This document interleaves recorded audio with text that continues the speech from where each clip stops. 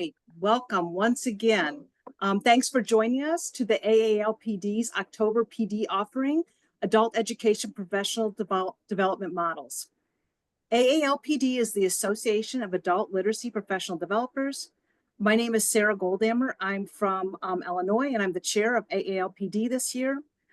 Like the presenters, I provide professional development in my state and support to our AE professionals. So I just want to say thank you to all of our presenters today. One of the suggestions that we heard from our AALPD members in our recent survey is that they wanted to network and to learn about other PDers from around the country and see how they support their state. Today, we're doing just that with 3 great models. You'll see these are very different states in location, population, and their models reflect the needs of those they serve in adult education. If you like this information, you may want to check out a recording from this time last year when we spotlighted Arizona, Ohio, and Rhode Island. At the end of our time together, I'll tell you where to find that recording and how to complete our survey telling us what you would like for AALPD to offer in the future, and how to join AALPD if you're not already a member. It's free, and we're always looking for new colleagues from around the country to join us and learn with us and network together. So with that, let's get started. Thanks again to our presenters today from Massachusetts, Kentucky, and New Mexico. I'll let each of them introduce themselves. So our format today is for each state team to talk about 15 minutes to give you an overview of their PD model. Feel free to put questions in the chat, and if they have time to answer within their time period, they'll do that, or else they'll take time and put some answers in the chat. We'll finish with advice from each of them and a few final questions if time allows. So with that, I'm going to turn it over to our presenters from Massachusetts. Okay, thank you so much, Sarah, and thank you to Sarah and to AALPD for inviting us to join today and share a bit about our PD system in Massachusetts. My name is Yvonne Peters, and I'm the director of the Sabez English Language Arts Professional Development Team, and I'm based at World Education in Boston. And I'm joined today by Marie Tropey. Hello, everyone. I'm a professional development specialist with at the state level. Our unit is the Adult and Community Learning Services, and that I'll give an overview. You can go ahead to the next slide, Sarah. I'll give you an overview of what we call our public adult education of Massachusetts system. To put it in some context, there's the Executive Office of Education, then there's the Department of Elementary and Secondary Education, and that is where our unit is housed, even though we're working with adult education. So the numbers I'm sharing with you are from FY24, and if you look at this whole graphic, it's about 145 programs total. The core of those are our CALCs, and those are their community adult learning centers. I want to point out also we have Mass Links in the top corner. That is a completely online program for those students in the state who really need just online instruction. And of course, all of our programs include career readiness activities. Some of them are specifically integrated education and training, like Mass Step, where students are getting industry recognized credentials. And then there are other services that also are more workplace focused, like workplace education and pay for performance. Next slide, please. We served 26,624 students in FY24, and about 75% of the community adult learning centers were ESOL students, and about 25% were ABE, adult basic ed and adult secondary ed. And when we talk about ABE, that includes 1,400 learners in corrections. For staff across the state, we have a large number of part-time staff. There's about 1,500 part-time staff for all these programs, and about 700 full-time. And I assume that's similar for other states also, but I'm interested to hear if it's not. And then Yvonne, if you would drop in the chat the Massachusetts Adult Education Help Desk link, that is the public-facing website for students to find their programs. So Sarah, if you could advance the slide, please. So this gives you an idea of, our area, the coverage. And let's see. I will say that the Massachusetts Public Adult Education Professional Development System, we call it SABES, and that's funded through DESE, through ACLS. It's hosted by 3 different organizations, but it's all one system. So the state has 5 different contracts among 3 host organizations. So a little bit complicated. And then I will turn it back to Yvonne. Okay, great. Thanks, Marie. And Sarah, you can please go on to the next slide. Yes, Marie mentioned we have 5 PT teams that make up the SABES system. We have 3 curriculum and instruction professional development teams, and those include math and numeracy, which is based at Turk, English language arts at World Education, the ESOL team at EDC. And so our focus is curriculum instruction. And then we also have a program support PD team, which is also based at World Education. And that team covers educational leadership, career pathways, advising, digital literacy, ADA resources. So quite a wide variety in terms of the content areas that they cover. And then last but not least, we have a communications team that manages our SABES website, including our PD calendar. They manage our Canvas learning management system, which is our statewide LMS. Also, they handle notifications for PD events, newsletters, social media, all things communications. So as you can see, we're a large PD system, and each team has a director and 2 or more staff members, some of whom are part-time. And then of course, we also work with many subject matter experts and consultants and coaches who help us deliver all the PD and coaching. And next slide, please. And Marie was asking about how many people make up our communications team, and it's actually, well, that's a bit of a long answer, Marie, because it's many part-time people that have different responsibilities, but I'd say there are 3 like core people who help with that communications work. It's quite, there's a lot going on there with all those different pieces. And in terms of the types of PD and support that SABES provides, of course, we provide a really wide variety of PD events, and our courses and workshops range from 1.5-hour webinars to pretty intensive 20+ hour courses that run over multiple months.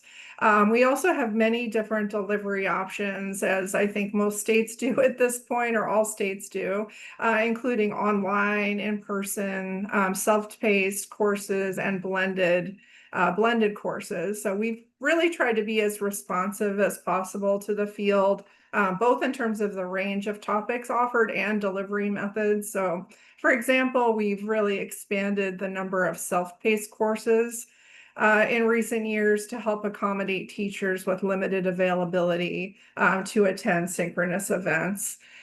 Another area that we provide a lot of support around is coaching, and we do this for both individual staff as well as program teams in a wide variety of areas. So just to name a few examples, we offer instructional coaching, coaching around digital literacy, integration, teacher observation, and curriculum development.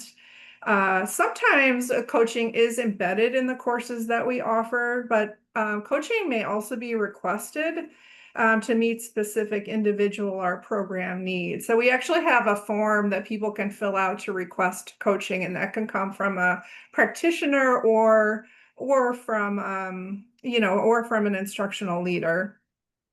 So another thing that may be somewhat unique to Massachusetts is that we offer a lot of customized PD for programs, and that's tailored to meet the needs and availability of staff.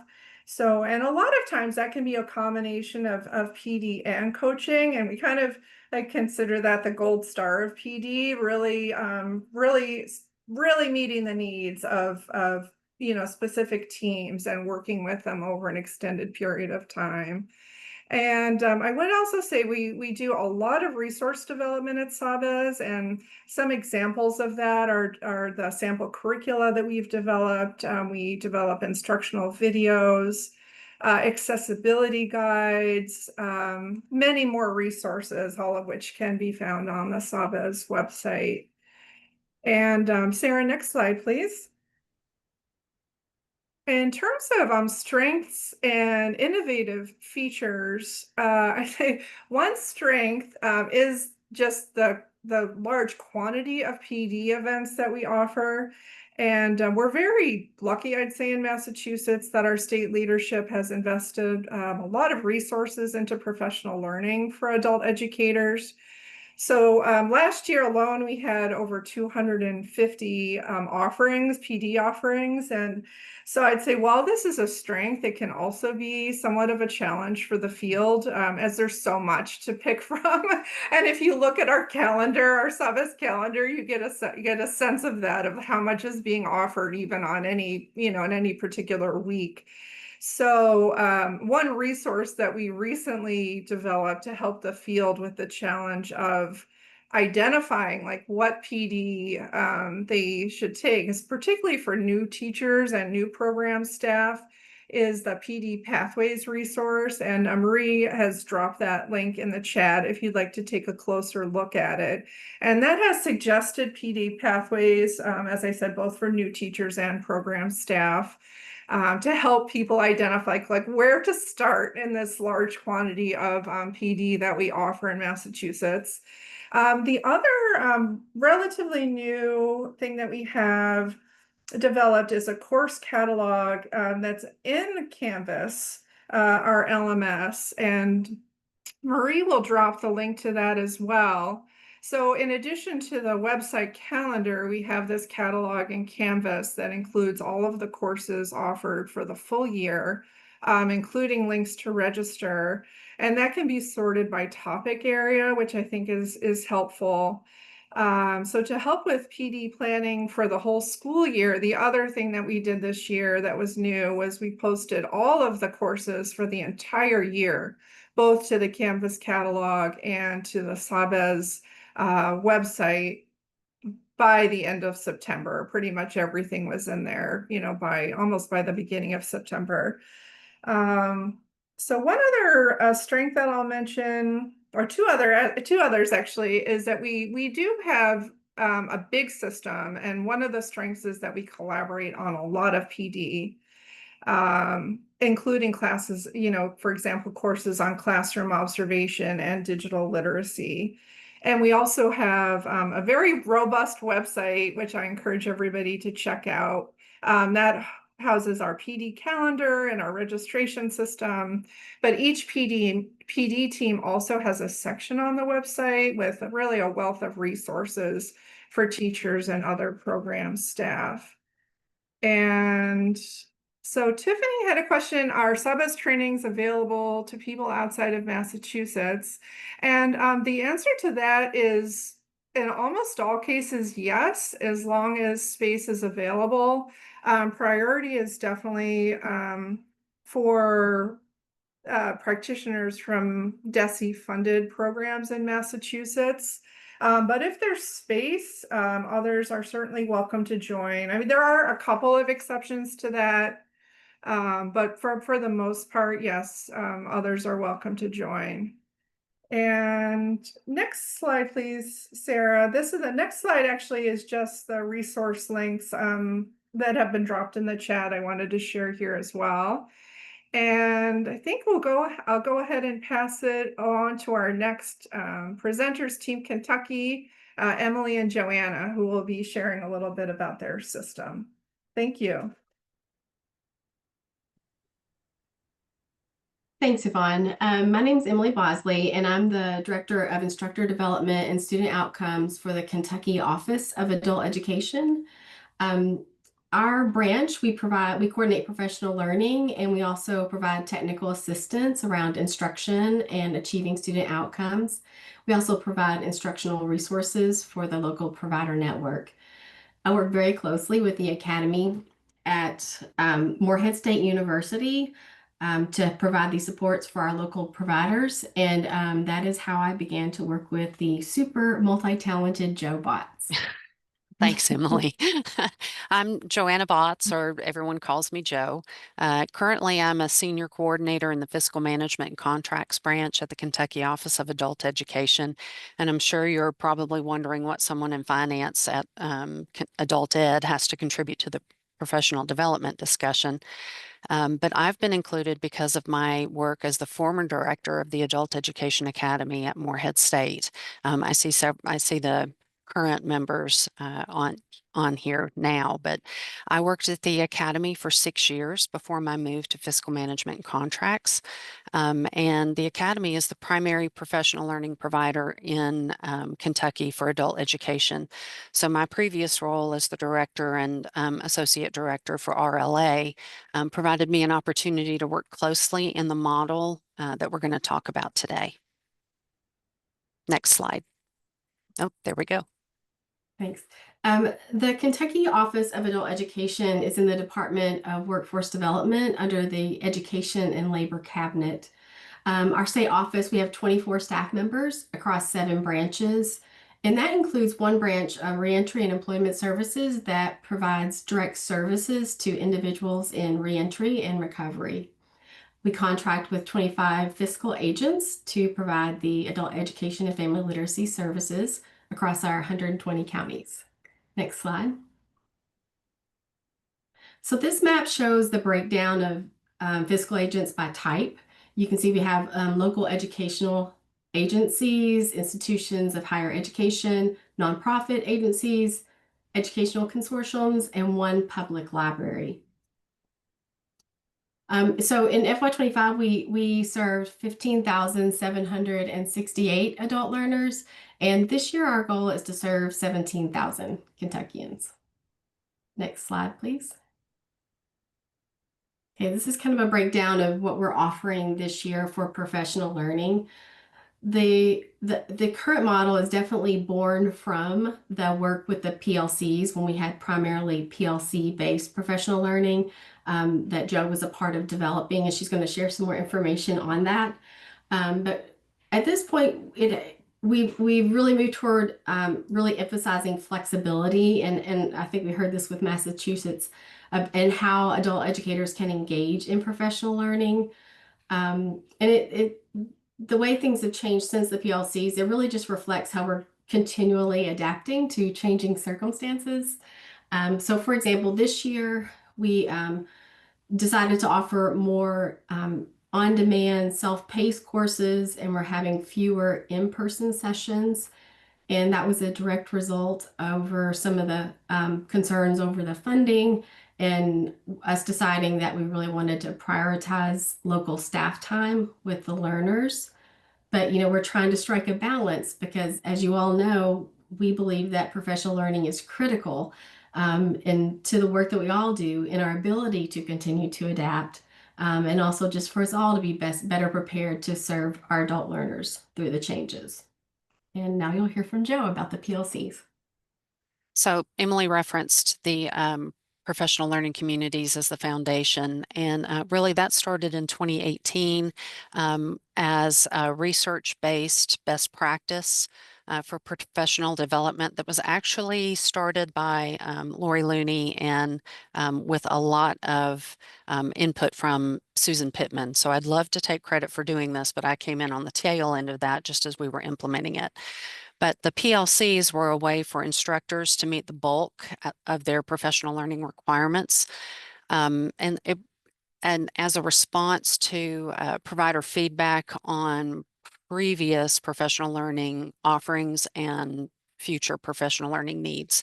If you're not familiar with the term PLC or professional learning community, it's also called a community of practice, and Massachusetts just listed that on as one of their ways for developing and administering professional development. But in Kentucky, they started as a way for newly reorganized consortiums to address and resolve provider-identified problems of practice, and to really build those collegial relationships among staff who had no previous working relationships because they had been siloed in county by county programs, and now they were coming together as larger groups. It also was meant to provide relevant job-embedded upskilling to staff. If you remember, that was also the year, 2018, that TABE moved from 9-10 to 11-12. And I think we all remember that trauma. I hate to say it that way, but the trauma that came about with that change. So those professional learning communities were meant to address some of the instructional challenges, other provider identified challenges, and practices that they wanted to address as a group. At the time, the model provided 18 of the 24 required professional learning hours in the state, and it incorporated Google Classroom as a learning management system and at least one virtual meeting using Zoom to approach that job-embedded digital upskilling. We chose Google Classroom because we thought that our adult learners if they had children, those children were probably using Google Classroom. So the tech support, if you will, from at home could be provided by their children. But the model also incorporated self-selected electives to span those content areas that instructors were interested in. And those electives filled out the remainder of the hours. The second year, we focused on, in the professional learning communities, supporting innovation funds that were awarded to our local providers. So we actually directed that the PLC work that year focus on supporting that initiative. So that was, keep in mind, that was 2019. Coincidentally, that's also the year that COVID affected everything we thought sacrosanct in instruction and professional development, namely that things had to be in person. For example, our predominantly in-person professional learning community model also transitioned to a virtual model during COVID, becoming more of a virtual learning community while still maintaining that professional learning community. But that in the job embedded emphasis on using technology like Google Classroom and Zoom that we focused on in 2018 and year one, and then reinforced in year two, provided relevant professional learning that gave our instructors confidence when they were forced to online-only instruction and online-only professional learning. Over the years, professional learning communities moved from highly structured in-person, provider-focused communities to much less structured, virtual, and sometimes informal content-focused learning communities of practice and mentoring. That evolution produced resources that instructors and programs across the state could use in their programming, including ESL transition models to adult basic education and high school equivalency, successful distance instruction best practices that were in place during COVID. We shared those statewide.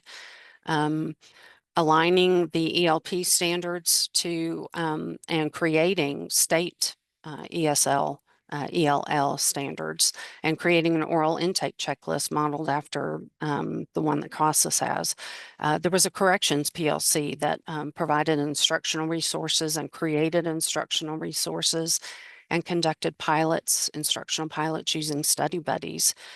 So those are just a few of the things that came out from the content PLCs. But eventually in fiscal year 24, content PLC shifted to a little bit more structured, asynchronous IET and workplace literacy focused learning communities that ended up that year producing 5 statewide templates aligned to the high need sectors in Kentucky, and needs that have been identified throughout the state through local workforce boards. So our providers were able to use those templates and customize them for their own region. And that way, consistent programming was ensured throughout the state. But those templates included a downloadable planning tool. They included curriculum, a syllabi, and those dreaded single set of learning objectives that everyone was just so concerned about creating, not concerned about, but worried about creating correctly in those first few years of IET programming. But in that setting, the local providers learned the essential elements, they learned the planning, and they learned the OAE is Office of Adult Education, rigor that was expected for that kind of programming as they created a tool for everyone else in the state. And I'm going to touch on that particular PLC payoff a little bit more on the next slide. So next slide, please.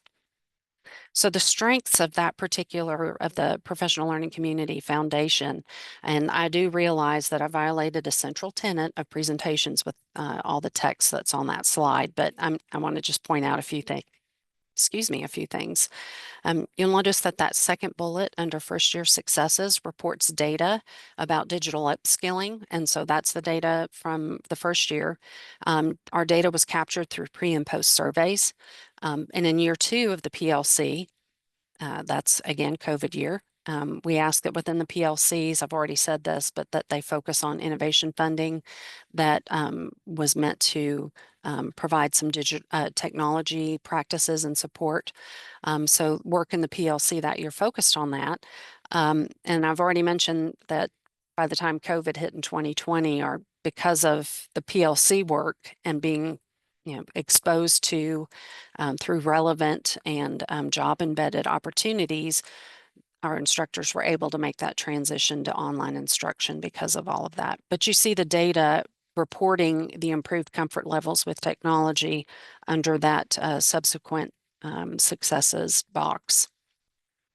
But even in a virtual setting, those content PLCs were instrumental in building collegiality across the state to tackle instructional strategies addressing assessments. I've already brought up Table 1112 and standards. And we've all made that transition to the ELP standards. So that was the point of, we addressed that too.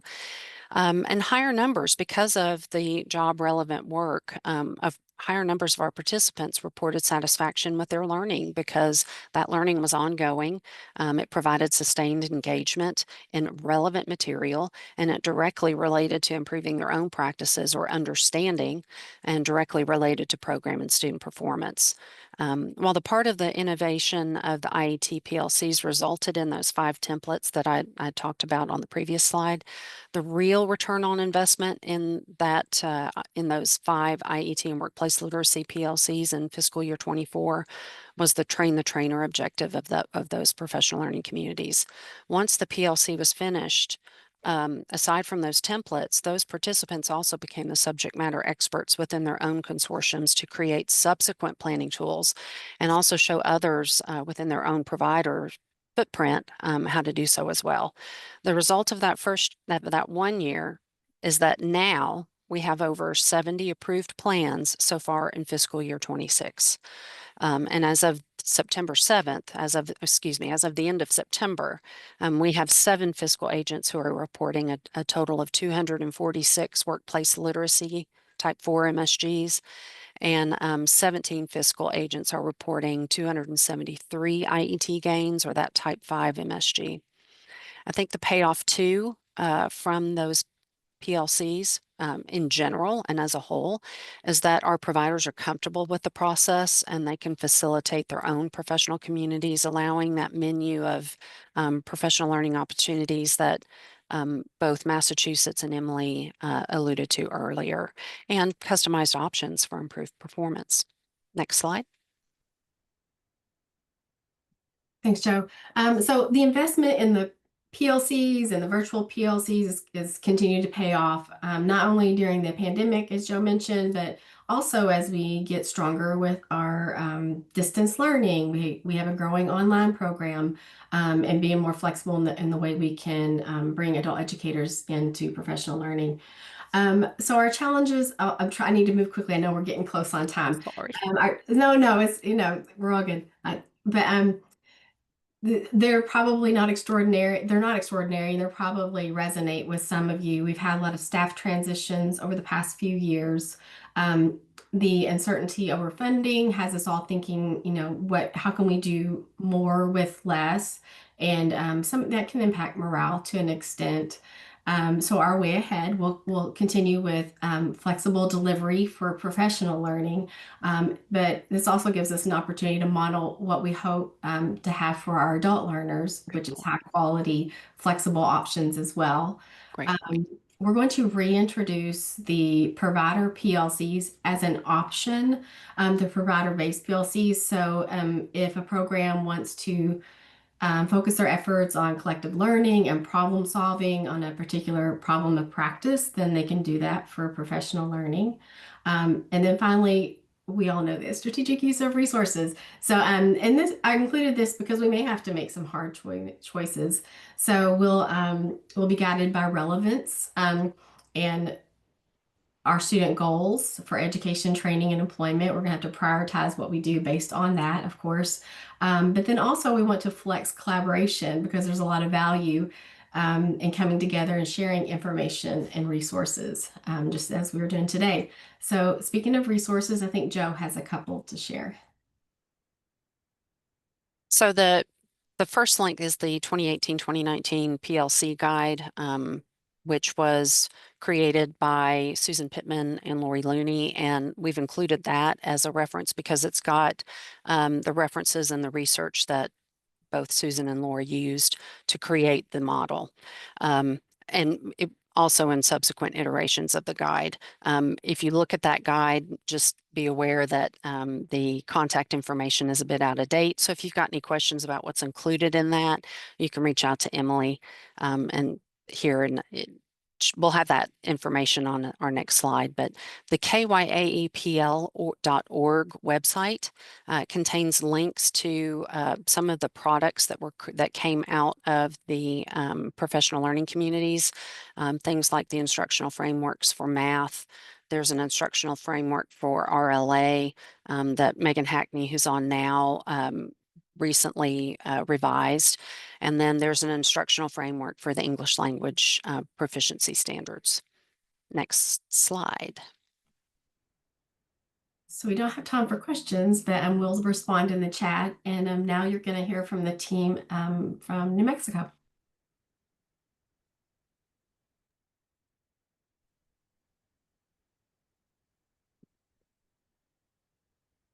Hi, so I'm Tina Height. I am the Propel Director. Propel is our professional development organization. And I'm joined today by Rebecca Sherry and Nadja Cater. This represents our full-time staff. We have one other coordinator, a literacy coordinator, Carrie Canella, almost full-time. But otherwise, this is us. Next. As you can see in the map, New Mexico is a large state geographically, but we're pretty sparsely populated. That big blue area in the bottom left-hand corner is mostly mountain ranges. So there are people there, but just not a whole lot of them. So we rank the 5th largest state by area, but 36th by population and 45th in population density. So just getting to programs to hold in-person professional development can be a challenge. Recently, if you look at the map, I am in the Albuquerque area, had to travel to Carlsbad. That's a 5-hour drive to train 7 people. So those things can be challenging. And our map does not include the corrections population, which is the largest adult education program in the state. We've got New Mexico Adult Education Department provides the funding, of course, oversees adult education, the Adult Education Division, and that is led by Dr. Amber Gallup, and she with 5 staff people and 2 additional consultants. So we have a very small staff in the state. They provide, as you can see, direction, technical assistance, and support. And next, that funding flows from HED to our professional organization, NMEA, the New Mexico Adult Education Association, which started as a grassroots organization in 1967. Currently, Jamie Trujillo is our executive director. And in addition to being the executive director, she does some work with Propel, primarily working with the podcasts with Nadia and student ambassadors and doing all of that training. And then, of course, that funding flows to Propel. We are the program in NMEA providing professional learning for the state. We are the only professional learning program for adult education in the state. And we provide professional learning, communication, and support. Next.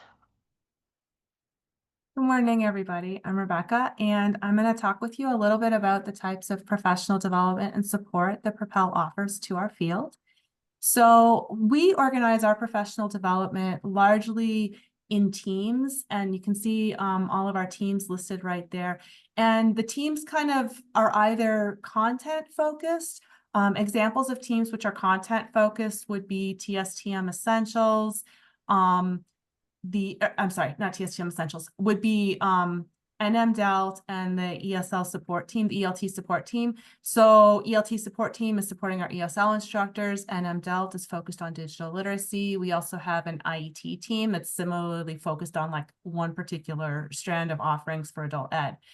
TSTM Essentials, UDL, training from the back of the room, those are ones which are focused more on core methodologies for our instructors to use or on curriculum design. So there's kind of a split between the types of teams that we have there. And our teams are typically led by one of our full-time coordinators and then staffed with our part-time consultants that I think Tina's going to talk a bit more about.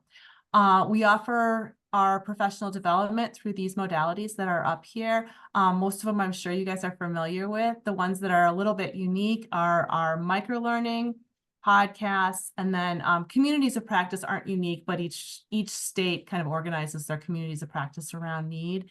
We also offer customized support, which is when individuals or programs have a specific need, they can come to us and we can design something for them. Okay. Next slide, please. Yes, hello, I'm Nadia, and we wanted to share with you our vision, mission, and values, which really guide our design and development of our professional offerings. I'm not going to read this out loud, all of it, it's there for you, but I did want to highlight that all of our practitioners, it is mandated that they are compensated for professional development, and that includes part-timers. So that's something that directors have to figure out. We also, excuse me, our professional learning offerings are also competency-based, which is available in our professional learning toolkit. We have competencies for instructors, data professionals, and directors. We also, that is unique to New Mexico, we have our Educators Institutes, which outside of our state conference, these are kind of like mini conferences that are strictly educators presenting to educators. There's no vendors or outside presenters, and we switch up the formats, but we tend to try to have in person or virtual. As well as what Rebecca mentioned, we do have micro-learning projects that are spread across a few different teams, which when you have the slideshow, there are some links there so you can check them out. We also have a book group that we piloted internally with our professional development team. So that includes the coordinators with our consultants. And we are looking to eventually move into hosting a book group as professional development with the field. And another unique thing is we have our continuous program improvement institute, which is also like a kind of conference that's strictly data focused. And we hold that about once a year, which could Actually, I'm so sorry, Tina, I didn't include the link to the CPI or continuous program improvement. Any information on that? If you could, do we have information on that? I don't think we do, and we've only done 2 so annually, but It's we do very plan to new. continue Yeah. it. It is very new. Yeah, so that's kind of our big thing is like we're doing a lot of new things and we're really excited about it. Next slide, please. Thanks. All right, so I'm going to talk a little bit about our resources here. And these are a couple things that we have public facing that we would love to share out with you if you're interested. The first one is the Connect with Adult Ed, the NMEA podcast. So this is a adult education practitioner focused podcast. It is really the baby of Nadia and Jamie Trujillo, our executive director at NMEA. And one of the components that they've worked on that's actually become its own special series is My Adult Ed Story, which is where practitioners are sharing out their journey into adult education. It's fascinating because people's journeys are like so unique and stuff like that. So we strongly encourage you to check that out with those links. The New Mexico Professional Learning Toolkit, this outlines our competencies. We have competencies for leadership, for instructors, and for data professionals at this point in time. We are also looking to expand that to include more digital literacy competencies for professionals, as well as ultimately, or eventually would like to have career navigator competencies too, but that's a bit of a step. And so that was built via our work with the field. The teacher competencies come a lot from links, but the director and data professional competencies emerged from our collaboration with the field, as well as looking at data from other states or models from other states, okay? If you want to check out our professional learning projects, the ones I spoke about earlier, that's on our website, and you can see the links to each of those projects and see what they're up to. And then the last one that we have here, this is not ours, but it was just something, you know, a resource that we thought was helpful to the field, is the PD book. This was our book group that we did as professional developers last year. And if you're unfamiliar with it, I do encourage you to check it out because it's a really great guide to facilitation of professional development. She works in a K-12 setting, but everything in that book is from the perspective of working with your participants as adult learners, and it's really grounded in adult learning theory, and it's a fun book. So I encourage you to look at that.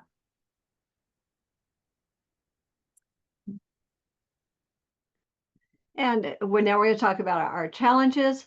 So we are a very young system and experiencing rapid growth with, as you can see, a small staff. New Mexico had no one working on professional learning full time. I was trying to count the years, but it's been, we'll just say it's been a while. In 2022, I retired from being a local program director and became the first full-time person working for Propel, and was joined shortly thereafter by Rebecca and Nadia, but their jobs were not quite full-time in that first year. So I start to think about like 22 was not that long ago. But we have grown so much in just a very, very short time and done so much. And so, you know, we can feel some growing pains. And one of the big things we want to do is create a certification system. And we've had work groups working on that. We draw from the field. We are very collaborative. So we had at least 2 different work groups get into the specifics and make recommendations about what the certification system would look like. It's a little different than anything we've seen. We've looked at what's available, but we are hoping to get that off the ground by the end of this fiscal year. But it is challenging getting through all the red tape and all the bureaucracy to make it happen. Next. Participation in the professional learning system. So the policy where instructors are required to be paid or staff are required to be paid for professional learning. And this was not to punish anybody, it was actually to support our adult education programs who are primarily in community colleges where they don't like to pay their part-time people for professional learning. So if it's a mandate, then the directors are allowed to pay their people. So this was actually to support the directors to be able to pay for professional learning. So compensation is a big part, but travel can be very challenging. Scheduling can be very challenging. And so we really kind of struggle. How do we get the best participation and completion? So when it's a longer course over a period of time, the longer it is, the fewer we have that complete. So how can we balance all of that? It's really a challenge. And then our last challenge is implementing an evaluation system. So we're working on that. So as Nadia and Rebecca both mentioned, we're basing everything on competencies. So looking at those competencies and evaluating how things are happening with that, starting with professional learning plans that are in the toolkit that come from the programs to us, where we can analyze that and see what we need to be providing, and then with a record and feedback form, and then an additional follow-up form. So we are in the process of implementing that and working with NMHED, with the state funder, to make that system transparent. Next.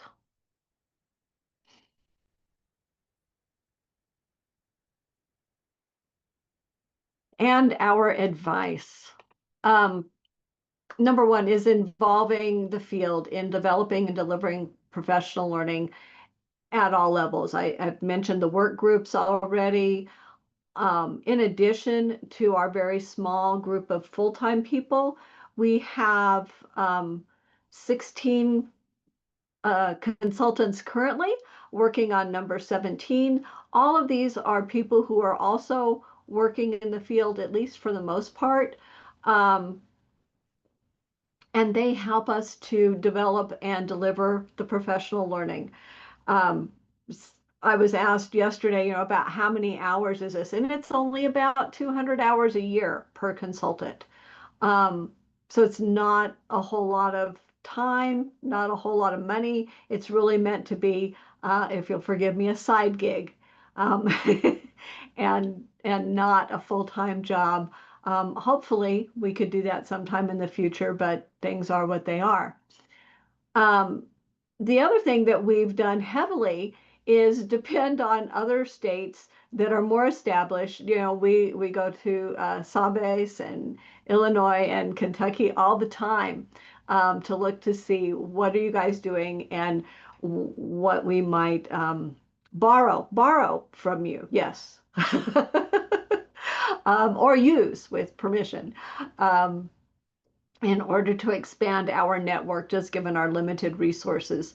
But to depend on each other, this AALPD is a wonderful group to learn from each other, find out what's happening in other states, and how can you modify that to use for your own. We encourage you to be innovative, creative, and flexible. Just because things have been done one way doesn't mean that it has to continue to stay that way. Some of you may know the cutting the ends off the roast story. So don't be afraid to be innovative, and don't be afraid to fail. Some things don't work out, and we learn from those as well. And a part of that is using some kind of continuous improvement process that includes that data collection and analysis and really looking at what is happening. And maybe it seemed like a project failed, but it just needs some modifications to make it better. That's our advice. So let's move on to Kentucky. So if Kentucky could provide one piece of overarching advice, it's that, especially if you want to make a dramatic change, like moving to a predominantly professional learning community foundation for your PD, then it's an ongoing process, and recognize that processes take time. Don't underestimate the planning and resources that socialization is required to make the PLCs work. That first year we implemented them, we built the foundation of expectations and all of that. We set it all up with what we affectionately now call the PL Roadshow. We traveled across the Commonwealth, 11 sites within 2 weeks to socialize to providers the requirements, do some of that initial tech training, like on Zoom, and show people how to create their Google account. Which, by the way, we learned along at that very first stop that if a Board of Ed wants to use your free Google Classroom site, that's not going to work. So we had, that was all part of the troubleshooting. We provided all kinds of screenshot tutorials, foundational instructional resources. The original instructional frameworks actually were part of that rollout for our professional learning communities.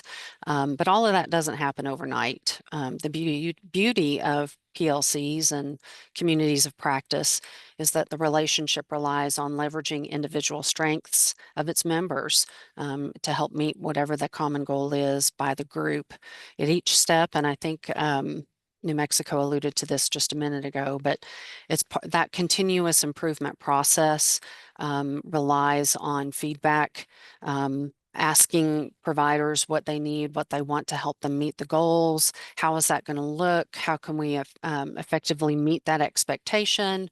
What can we do to improve?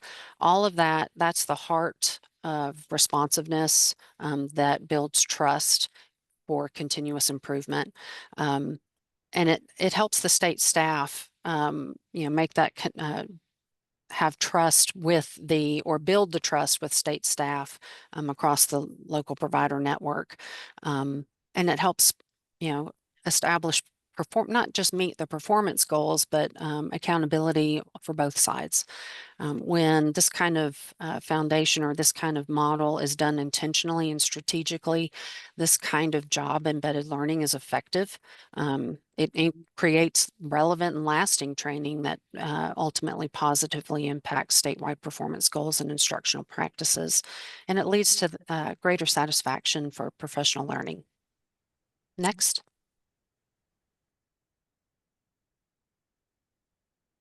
Okay, that would be us, Massachusetts. So listening to the field, we can't emphasize enough. And that might be focus groups or listening sessions, surveys, but also, listening to not just the people who come to PD offerings, but who is not coming to PD offerings, and sort of seeking out their input. Involving the field in developing and delivering PD. I'll give one example of this. We have something called Beyond the Checklist, and that is our way of, it's a multi-part course for how to make class visits productive, to bolster educational leadership in our programs. And that was a combination of state staff and the SAW-based teams and practitioners from the field really developing it together and delivering it together. So that was pretty exciting.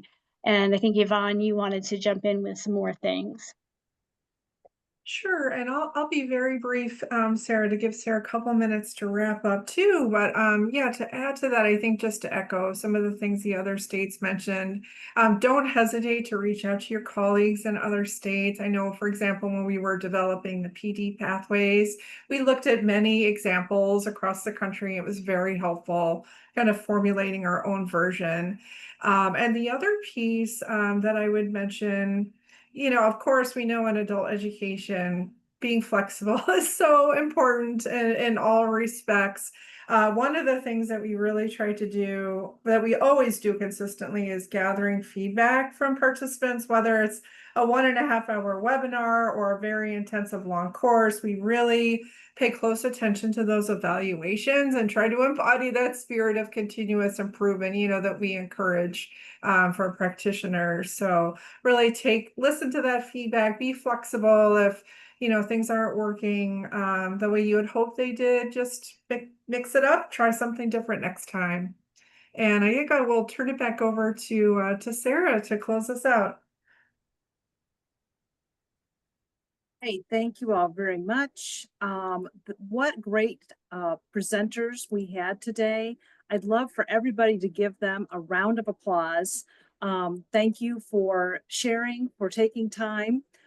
Let me make sure all the spotlights are removed. Okay, so a couple of things to take us home today. Again, thank you to all of our presenters. The recording and the slides will be posted. So if you want to go back to some of those links, that type of thing, that is going to be available for you.